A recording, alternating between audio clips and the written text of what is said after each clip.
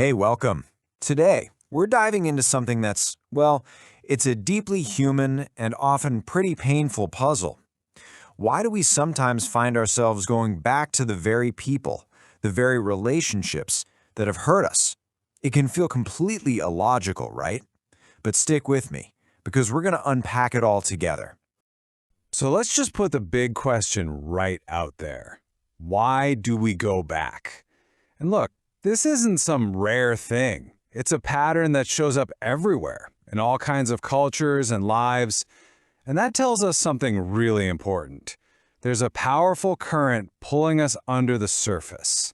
This isn't about a personal failing. It's a deeply human phenomenon.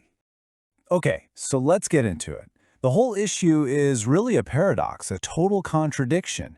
You've got your logical brain over here saying, hey, this is bad for us, red flag. But then you've got your heart, your emotions pulling you right back in.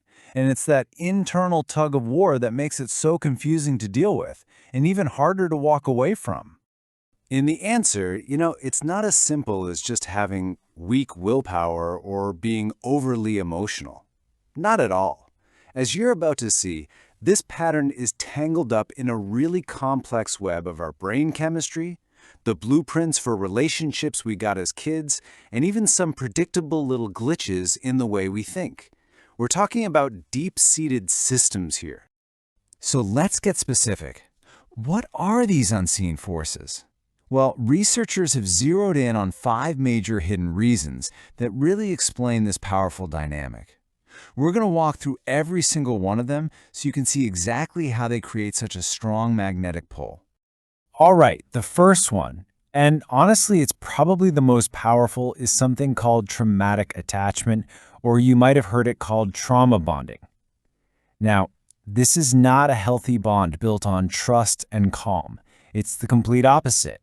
It's an attachment that, and this is the crazy part, actually gets stronger because of this intense roller coaster of highs and lows. And this is the cycle that builds that bond. It kicks off with a love phase, the good times, when everything feels great. Then, boom, conflict.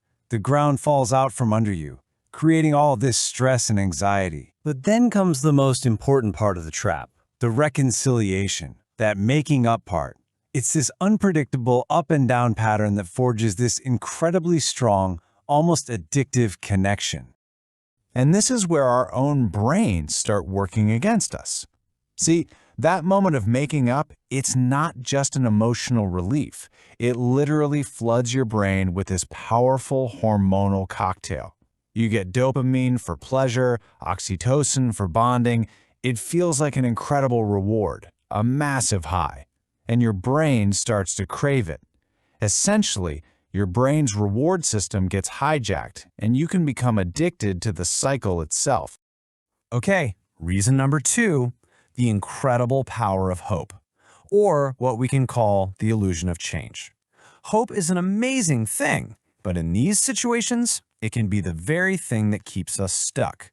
We start telling ourselves these stories, right? Oh, they'll change. This is just a rough patch. If I love them enough, I can help them get better.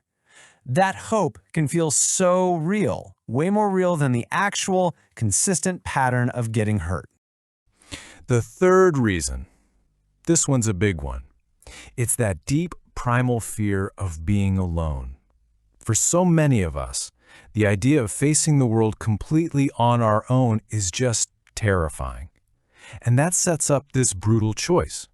Do I stay with the pain that I know, or do I leap into the total, scary unknown of being by myself? And so often, the familiar pain, believe it or not, can actually feel safer.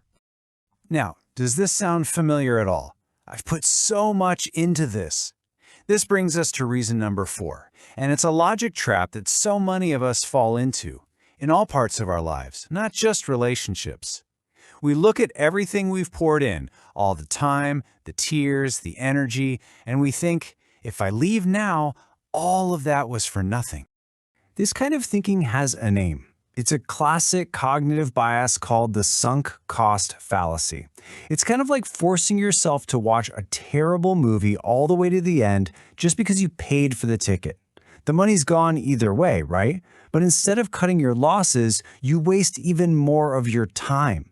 We do the exact same thing with our emotions, making decisions based on the past instead of what's actually best for our future.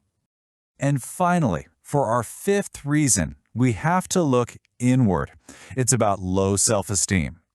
Because if, deep down, you don't really believe you're worthy of a happy, respectful love, you are so much more likely to accept a situation where you don't get it. These little voices in our head, I don't deserve better, it must be my fault, who else would want me? They can become a self-fulfilling prophecy, keeping us right where we are. So here's what's so important to understand. These 5 reasons, they aren't just guesses or interesting ideas. They are absolutely grounded in decades of real, solid scientific research from all kinds of fields, from brain science to psychology. And this chart really just gives you a great little snapshot of that. You've got attachment theory from John Bowlby showing us how we repeat patterns from childhood.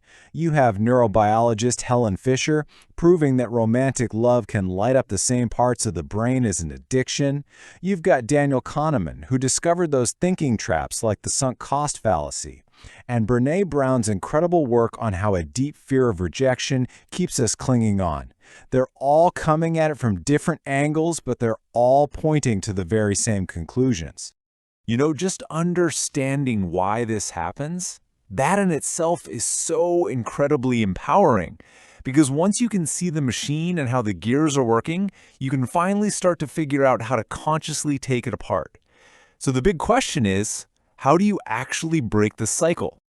Well, experts lay out a pretty clear path, and it all starts with number 1, just acknowledging the pattern exists without judging yourself for it. That's the first biggest step. From there, it's about building up your defenses, learning to set boundaries, actively working on your sense of self-worth, creating some distance, and this is a huge one, reaching out for support. You absolutely do not have to do this alone. If you only take one single thing away from our time together today, please let it be this. Going back to someone who hurt you is not a weakness. It's not a character flaw. It is a completely human response, driven by this powerful, tangled up mix of your brain chemistry, your childhood, your thought patterns, all of it. And that right there, that's where the real power is. Understanding all these forces isn't about making excuses, it's about gaining clarity. This knowledge is what gives you the flashlight to see the patterns clearly and to start making new, conscious choices for yourself and for the kind of future you truly want. So, I want to leave you with a question to turn all this information into a real, concrete action. Knowing what you know now about all the forces at play, what's just one small, conscious step you could take? Your first step towards building a healthier pattern for yourself. Because that's where every big journey begins.